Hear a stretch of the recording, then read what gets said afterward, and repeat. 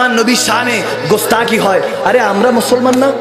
আমরা যদি মুসলমান না হই, আল্লাহর ইজ্জতের কসম, আমরা যদি মুসলমান না হই, রুহে জমিনে এই দুনিয়ার আল্লাহর জমিনের মধ্যে কোন মা সুন্নি মুসলমান পয়দাই করে নাই।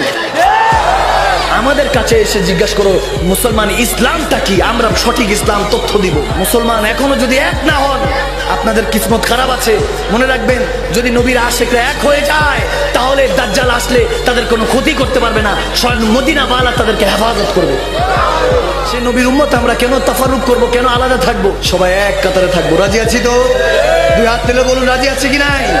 বলুন পীরও আমার, সুন্নিয়ত আমার। আমি বলবো পীরও আমার, আপনারা বলবেন সুন্নিয়ত আমার। পীরও আমার, পীরও আমার, পীরও আমার, পীরও আমার, সুন্নিয়ত আমার। এই কথা মনে রাখবে যে কোনো তাফারুক করা যাবে না, আলাদা করা যাবে না। এখন সবাই নির্বিশেষে এক হয়ে সুন্নিয়ত আহলে সুন্নাত ওয়াল জামাত, বিশেষ করে ইসলামের খেদমত করতে হবে।